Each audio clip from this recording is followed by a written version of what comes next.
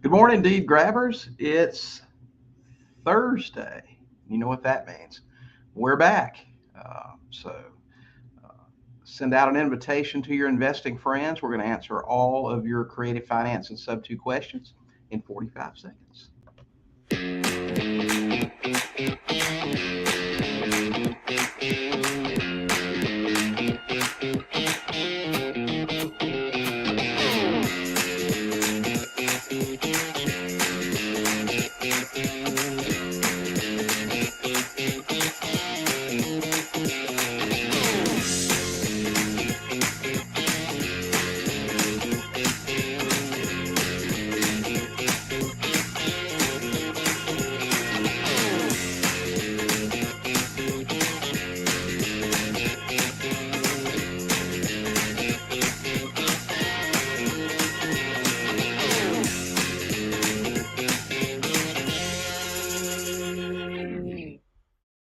Good morning, Deed Grabbers. Welcome to Goat Talk. Goat Talk is our weekly Facebook Live. We've been off for the last couple of weeks for the holidays, but we're back today. And welcome all of you guys. Introduce yourselves to us. Let us know where you at, what kind of real estate investing that you do. We'd love to know. And of course, bring your questions. Today's Q&A day. We're going to answer questions on Sub 2 and creative finance. We'd love to answer yours for you. If you're joining us on YouTube or on Facebook, make sure you subscribe to our YouTube channel at sub2tv.com. We release a bunch of videos every week. Our VA does a great job of producing that content for us and putting it out there. We do videos almost every day, and we would love to share those with you. So make sure that you subscribe to our channel. It looks like my lovely co-host is here with me today. Ooh. Good morning. Hi. Good to see you here this morning. Glad you made it. I got here in the nick of time. Great. Let's see. We got Dario here from Fredericksburg, Virginia. Good to see you. Hey, Allie.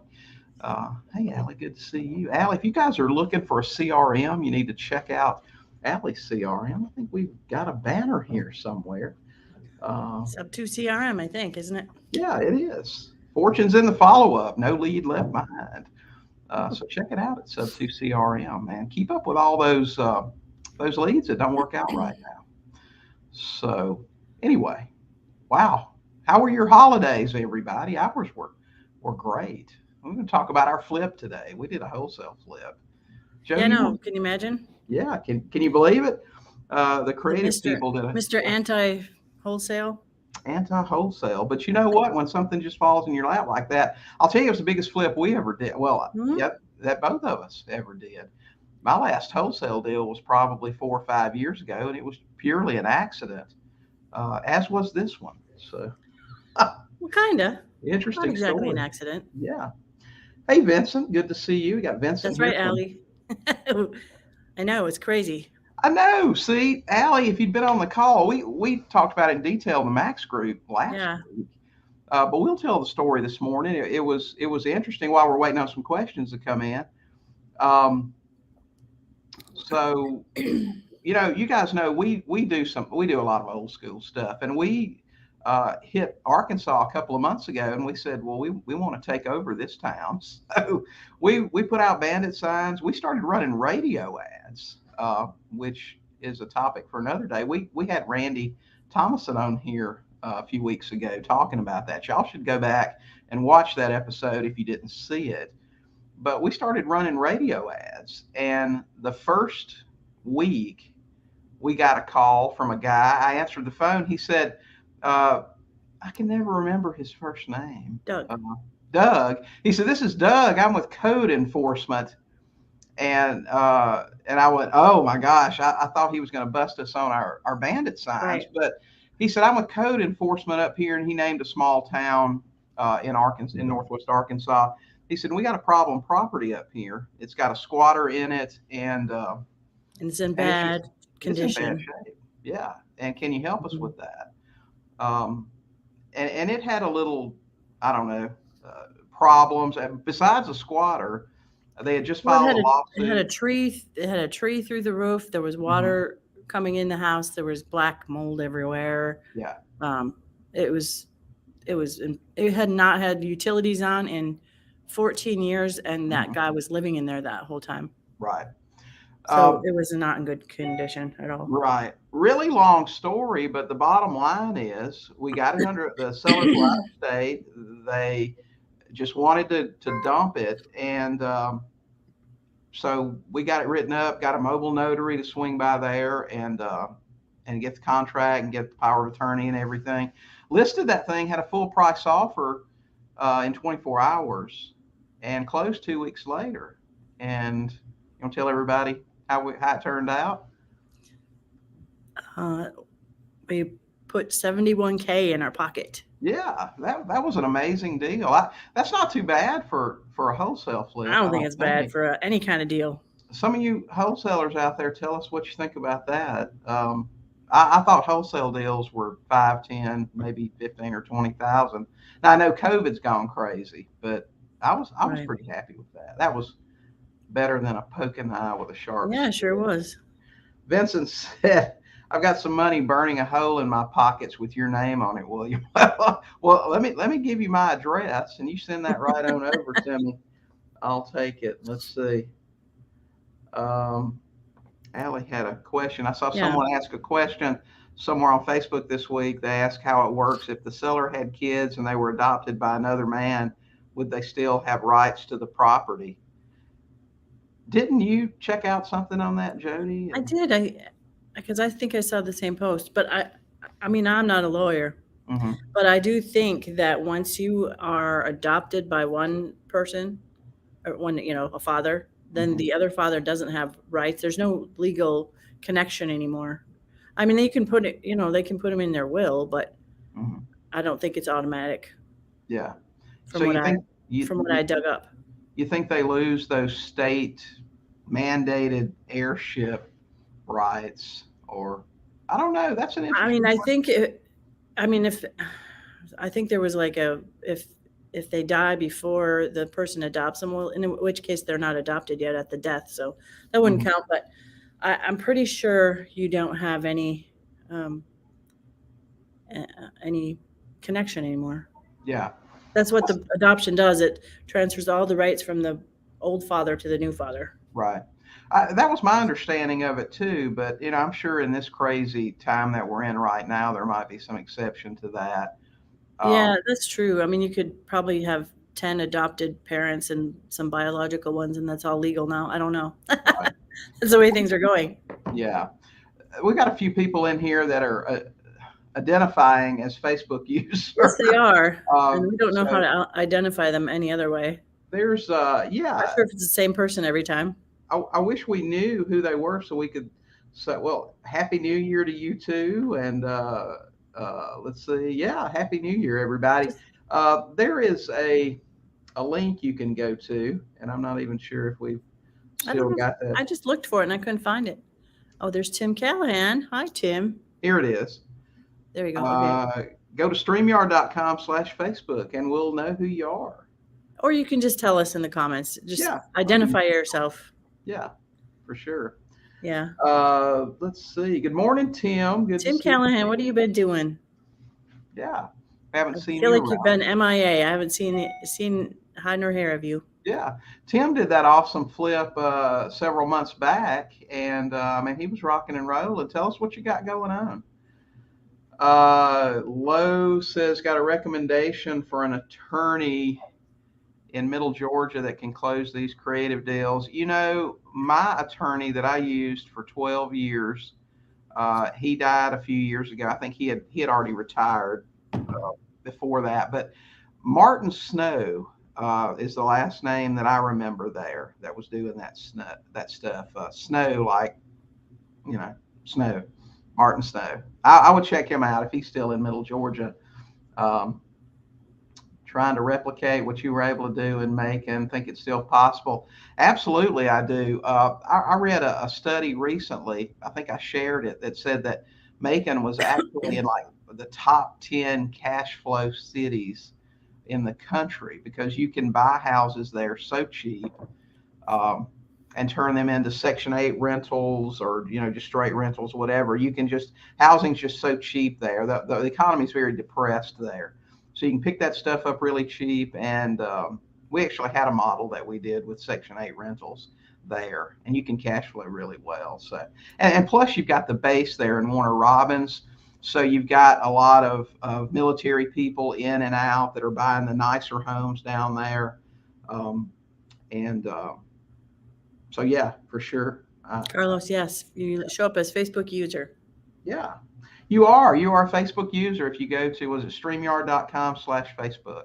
I think that'll And take every once in a while, somebody has a glitch and it won't work, but right. you can try that. Okay. 2 major rehabs. Whew, trying to figure out what to do. Buy and hold. Well, I'll tell you, the market's really changing. We're running around all day today. It's just incredible, the stuff, the people that are open to doing stuff, and it's changing every day. So if you want to buy and hold, you're going to have a lot of opportunities. It doesn't look like it, Carlos, if that's you still. Yeah. Vincent, what's the name of your Facebook group? Vincent, we've got 2 coaching groups right now. We've got Sub 2 Max, which is our premium coaching group. And you can find it by going to Sub 2 Max. We have a Facebook group that goes with that.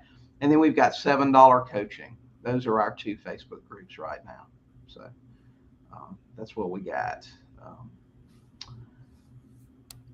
Somebody said maybe that's why this isn't working again. I don't know. Maybe there's a new way to set Facebook names. Did they? I don't know. We've tried to move most people over to YouTube. It's just easier. The comments work better. If you go to YouTube and watch, then we can see you better. So get over there, subscribe, and watch over there.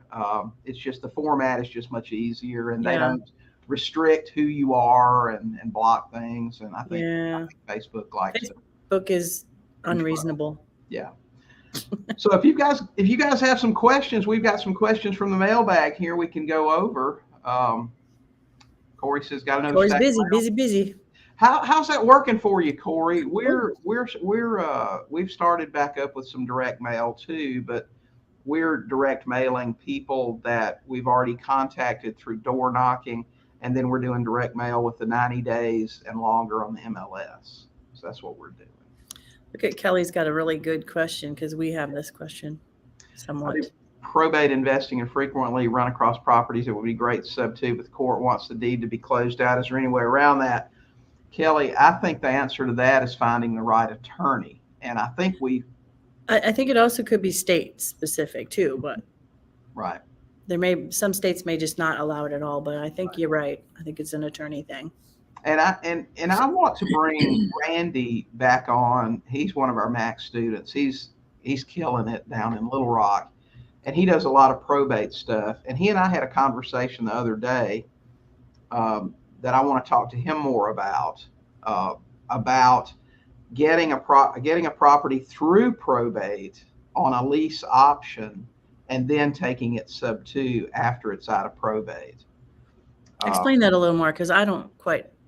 Well, I don't have 100% of how he's doing it, but with my advanced intellect, I feel like I can put some of the pieces together. But I think what he's doing, and maybe he's on. You're a genius. And he'll jump on. Well, I'm a legend in my own mind. Maybe he'll jump on and talk about the exact how he's doing it. But I think what he's doing is, once an executor is appointed, he gets them to sign a long-term lease and option with him, and his option consideration goes toward making up back payments, and then he takes possession of the property immediately and makes the payments every month. Either uses it as a rental or sells it on a lease and option, and lets the probate process go through, letting the family retain that property. And then once the probate process has ended, then he takes it Sub 2. I think that's what he's doing. So who pays somebody is living in it?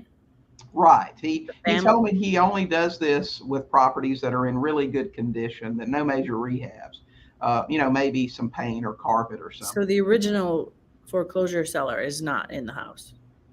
No, he's not. This is only for vacant properties that he can take possession All of right. and use as a rental or Well, something like that. that's a Right, probably a pretty good right, workaround. right. So he actually takes them sub two after the probate process has been completed. But we're going to talk to him some Hmm. more about that. We're going to get him on one day to talk So about those probate. sub two, I mean, so the lease option is like just a little placeholder until the probate's done. Right. That allows him to secure a position by fronting the money to make up the back payment. Is there any risk that, I mean, is there a way he could lose out? Well, if the executor has the authority to, and like I said, this may be state specific, like Jodi said, but if the executor has the authority, and I'm sure their attorney wouldn't let them if they didn't, to enter into that lease and option with him, then his protection is that he has the right to buy this property at a preset price, which if I know Randy's probably set low enough, is probably the loan balance, Right. basically what it is. But they couldn't sell it out from under you anyway? I'm guessing not. If that valid lease and option, that's going to be a cloud on And is it title. recorded? Yeah, absolutely. You want to record your option if you're purchasing Okay. with a lease and option. You want to. I've never done options, so I didn't. Yeah. I did a few sandwich lease options back when I was new, and I had shiny object syndrome, so I jumped on things. I did a few do of all them. the things. We want to be the jack of all trades. Yeah, I want to, and I learned with time. I want to be a one-trick pony. I want to do that one Maybe trick two. better than anybody Maybe two else. tricks. Maybe two. Yeah, maybe The wholesale trick was a good trick. that was a good trick. I can't, but that was a complete accident. Yeah. But yeah, for sure. But who would, I mean, this house, the rehabbers that bought it from us figure that this house is worth about 300 in good shape, but it probably needs $100,000 in fix up. So when I called the sellers, I fully expected them to want somewhere, 50, 70, $100,000 for this Make house. A little something. And they just wanted the loan paid off, which happened to be $33,000. And when they said, like I said, I think that the husband kind of was like, well, if we could make a little something, and the wife was like, oh no, we can't ask them to pay anything more than this. We just want to get rid of it. And I mean, it was a burden for them. They've been paying for that house for years. The payment was only $400 a month, but still, that's $400. But they didn't know what to do with that, right? The squatter, and right. They didn't have the means to go fix that property back up at all. Mm-hmm. Right. And even if they did, they didn't know how to get around that guy that was living there. So that was a very big headache for them. Mm-hmm. Corey said, just mailing pre-foreclosures, getting pretty good response rate. Unfortunately, most are so far upside down, it's making it tough to structure deals. That's funny. Corey, you should have been, or go back and listen to the coaching call from Tuesday. Andrew was on, and he was talking about something that I really wasn't aware of until just a couple of months ago. Partial claims on FHA and VA loans.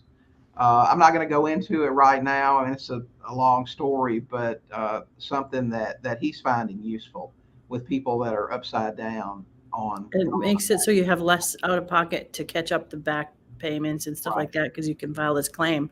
Right. You should talk to Andrew. Mm-hmm. Yeah, you should definitely talk to Andrew. Okay, so I'm jumping around a little bit with questions here. Okay. What is the document called for recording an option? Is it the option agreement that gets recorded? Yes, you can record your option agreement.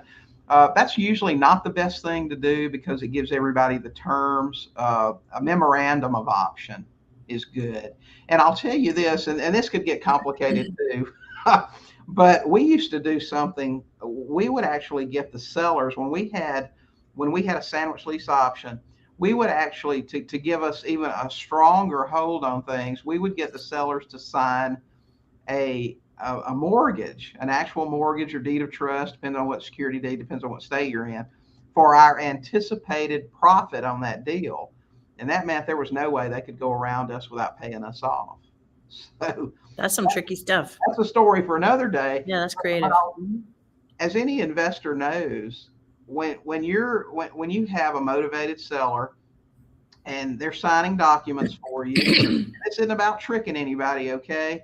but you explain what they are. Mr. and Mrs. Seller, we expect to make $30,000, and to protect our interest in this property, we need for you to sign, this mortgage for us. I didn't And mean tricky in that way. I know, I know. And I just want to make sure everybody Yeah. here knows. We're not talking about, snook It's or just anything. smart. It's just a smart, Yeah. option. You don't sneak it in there. No. And ideally, and we closed sandwich lease options with our attorney, because we had them sign that mortgage, and we needed a notary way back before mobile notaries existed.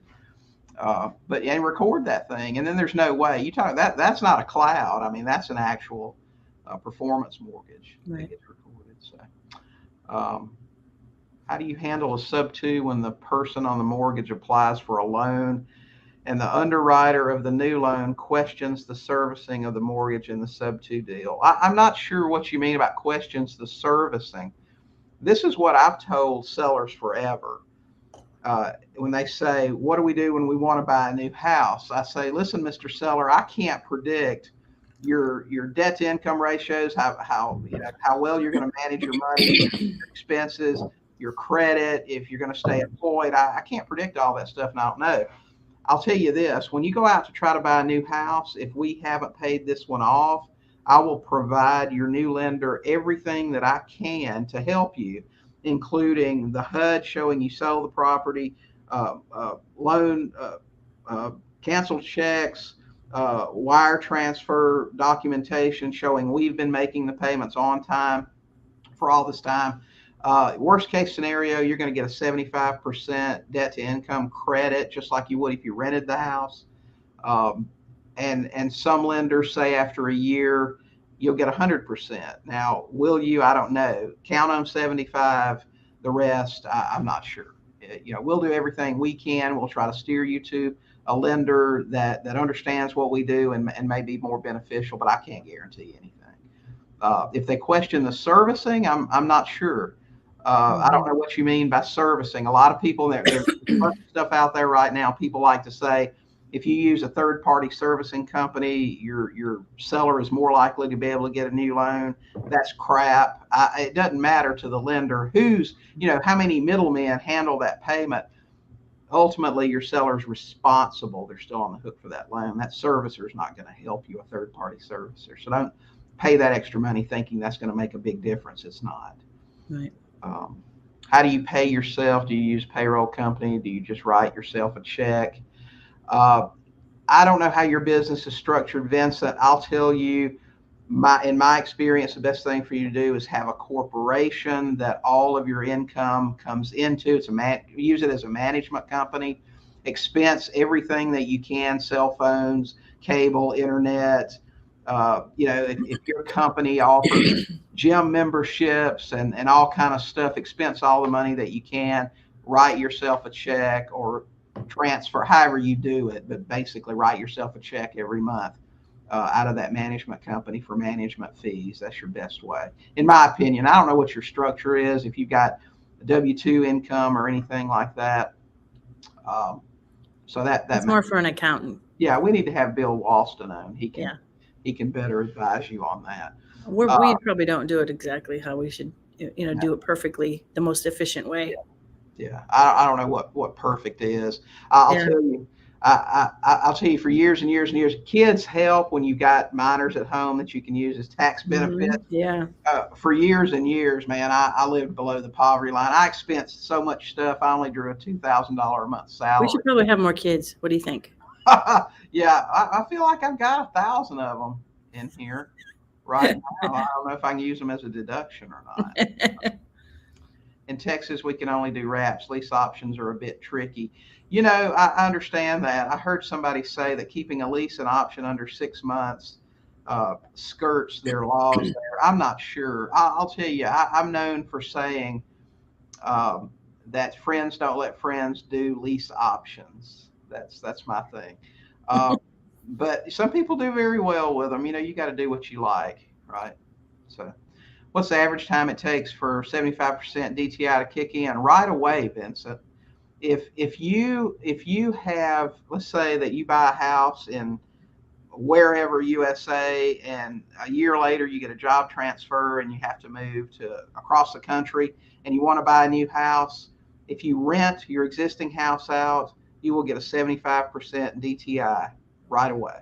And that's a loophole a lot of people used uh, to buy investment property, to get a rental, is that they would work it that way. I mean, I don't know anything. Just let's point that out right now about that. But I thought there was a time like you had to show that you had rental income for X amount of months. Is that not true? That wasn't the case with me. I know about this because when I lived in a Is suburb. that possibly a state thing? I don't think so. Okay. I wish Andrew was on here. He could probably, but Yeah. 75% is pretty much the standard. If you can show a lease, if you can show something that says Joe is going to pay you $1,000 a month for this house, and your house payment is whatever it is, they're going to credit you with 75% Okay. towards your DTI. But you have to have a lease. You have to have some kind of proof, and I don't think you have to show a history of income for that to happen. Okay. I think they assume it's going to. So Well, you're not a lawyer either. Just speaking. I'm not. I'm not a lawyer. So I have a ninth grade that's what we education. think. If you That's didn't what we know think. that, now you do. I'm a ninth grade graduate, so that's how close I am to being a lawyer. Yeah, I went all the way to 12th grade, so I know some Mhm. stuff. Yeah, I know. I know. She's a high school graduate. She reminds me of that all the time. She's 2 points higher than me on the IQ test too. So You know, the homegrown IQ test. yeah. So let's not forget about that. 2 Yeah. points. So if you guys got any more questions, let us know. I'm telling you, this may be an abbreviated goat talk today. If we In don't, fact, we probably should because we have an appointment yeah, coming up, and I- it'd be nicer to have a little extra time to get there. we've got. In fact, you know, the part of the rest of the story for the $71,000 flip was that the guy said, "Listen, if you can take care of this, we got a bunch of other stuff that we'll let you Yeah, know that was about." the bonus, and we got it. He sent us another one, and that's where we have to go today is to go meet somebody for a key Right. for the second one that they gave us, Yeah. and this could turn into a cool deal too. Yeah. Would you consider doing a wraparound goat talk? Man, I like that. I like the way the wraparound goat talk. Man, we got to make a note of that. Lately, I've been looking at houses that a way to work is getting sub 2 plus seller finance. Yeah, we can do that. Let's do wraparound goat talk. I like that bunch. So we'll plan that for real soon. What did you guys do for the new year? Man, we stayed home and watched TV. rested. Yeah. We're old, you know. We're not that exciting at we're not partiers. No. So we just rested. We just took it easy. We were probably asleep at midnight. I don't know. It was kind of nice. The holidays were a little nice because even though we didn't go anywhere or do anything, the calls slowed down so we could catch up because we were getting so many calls. Right. That we needed a little holiday. Yeah. Radio's great, guys. If you're not running radio, you really need to go back and watch that episode we did a few weeks ago with Randy about it. I had to be sold on it too. And fortunately, at our mastermind, our Sub 2 Max mastermind, that actually we're less than 2 weeks from that again. Man, we're going to see all our guys in Little Rock this time. But so, you know, Randy talked a lot about it and how it was working for him. And we said, when we hit Arkansas, we said, we're going to start that too. It's the only time I can talk to you. William never has time for me on Facebook. What are you talking about, Vincent? Man, I talk to you all the time. It's crazy. Okay. But we do talk a little less because we're like since we decided to start going local.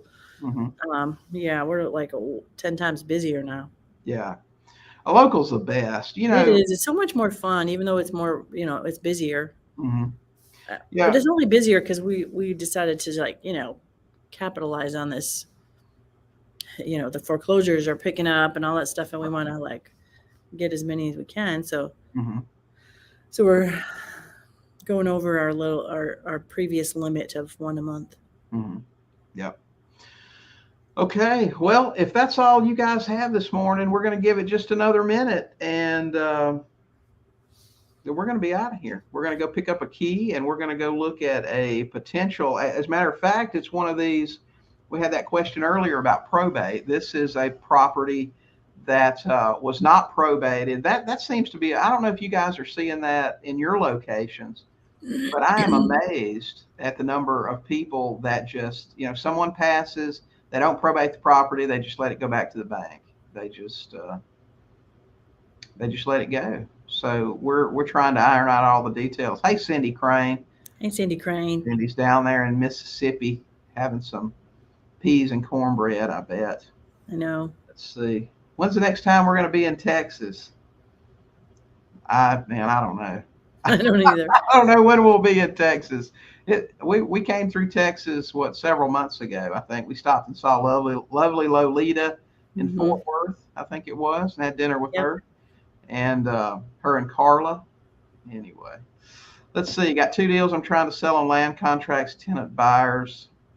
Best practice for sourcing these buyers, getting a lot of people wasting time. Yeah, that's kind of the nature of it.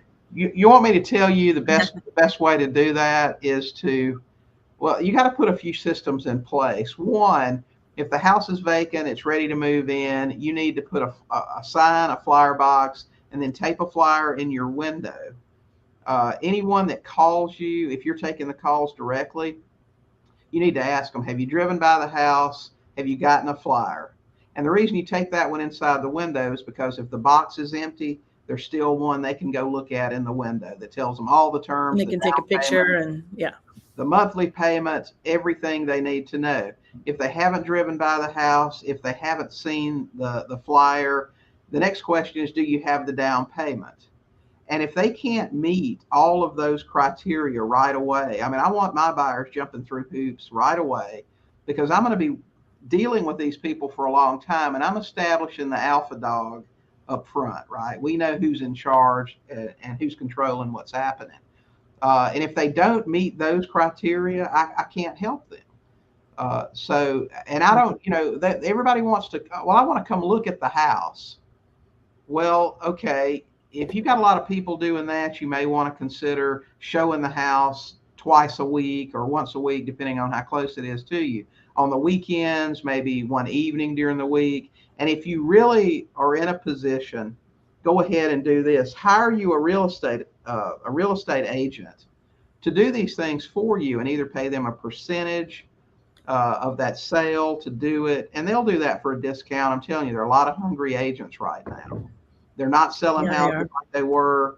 And a lot of agents want to learn the creative finance business. So if you can teach them at the same time, give them a fair payment for showing the house for you, for getting the contract, collecting the down payment. That'll help you out a lot with people wasting your time, for sure. Yeah, our agent's great. He's really flexible and just willing to, go with the flow. He's good. Right. Melissa, good morning. Good to see you. Don't worry about being late. Gosh, let's see. Then Facebook user, what market are you working in, if you don't mind me asking? We're in Northwest Arkansas right now. We're doing strictly local stuff right now. It's a lot more fun. And, if you're doing the right marketing, which it's almost all inbound. The only outbound marketing we're doing right now, for me, bandit signs, you put them out, people call you from them, that's it. But the only actual outreach stuff we're doing right now, we're doing foreclosures, and we're doing 90 days or more on market. Regarding sub 2 with probate, you said get an attorney. I've not had much luck finding one with the right expertise. How do you suggest finding an attorney? Don't call the probate attorneys right out of the phone book or on the internet. Go to your local real estate club or meetups, whatever you're having, and if there are attorneys there, talk to them. You might find an attorney that'll do a bunch of stuff. We went to the only local RIA here when we first got here, and about the only good thing that came out of that experience was meeting our guy. But he does everything. I think there's nothing that I've thrown at him so far that he said, "Oh, I don't do that." Right. He does real estate closings. He does probates, quiet titles. It sounds like he does a whole lot of stuff. That's my recommendation. Talk to other investors or go to the local meeting and see if there's an attorney that shows up for all that stuff. That's probably your guy. Cindy's got a big long question. Yeah. Got a lead on a house in my neighborhood. The owner died. House was paid for, but there is a USDA subsidy that has to be repaid.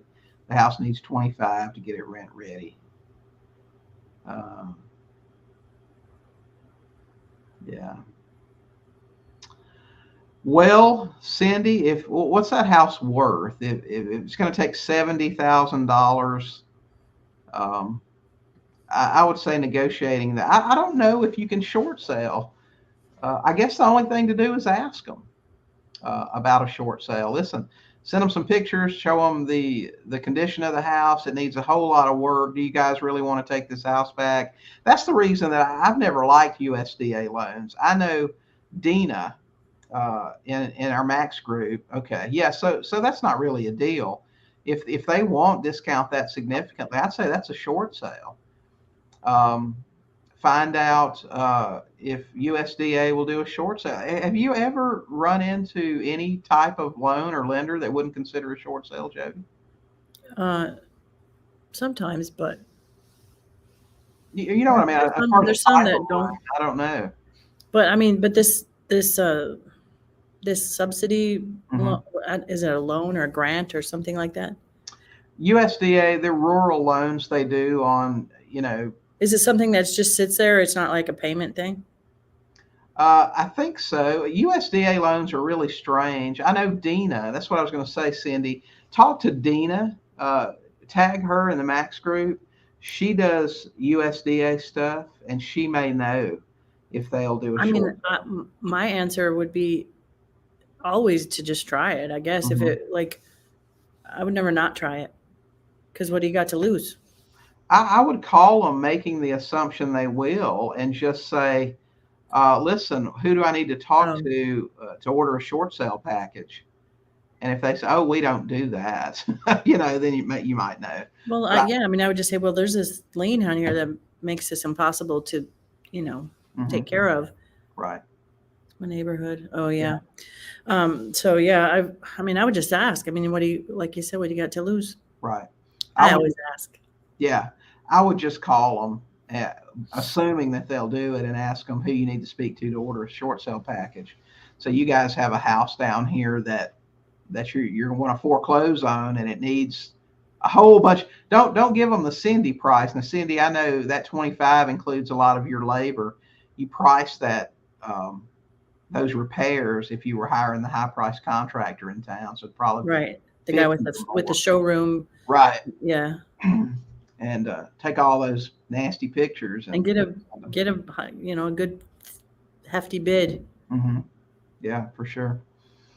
I mean, I don't know, but maybe because of what it is, and maybe because it's not a regular mortgage. I don't know. Maybe it's just maybe it's just a lien that can be negotiated easier than doing a whole short sale. I don't know. I don't I, know anything about that. yeah, I know that uh, Dina has messaged me before when I say I don't like USDA loans because they have these weird recapture features and this subsidy stuff, and you never really know how much the loan payoff is, and you could be surprised. Like with something like this, this house is paid off, it's free and clear, but it's got this subsidy now that needs to be paid off. So I know Dina knows a bunch about it because she's done a bunch of them. So I would ask her. It's because this makes it sound like it's more like a down payment assistance thing or something, Mm-hmm. but it's kind of a big lien. Mm-hmm. Yeah. Okay. Mm. Well, let us know how that works out. Yeah, Yeah, we'll she see. said she will. Yeah, Dina's actually going to be at the Mastermind, That's Cindy. right. So you can. I don't know when the auction is set for on that house, but she'll actually be there, so you You can can talk. attack her with questions. Yeah, about that for sure. Okay. Any other questions, guys? If not, man, we I are don't going see to head anything to right the now. brewery. we're going to go pick up a key and go look at a probate property. Yeah, we should wrap up, I think. Yeah. Okay. All right, we're going to get out of here. I'm going to answer this call. It's a seller call, so Yeah. we're going to get out of here. So we'll see you guys next Thursday. All right. Yeah. Y'all get out there, talk to some sellers, and buy some houses. Bye-bye.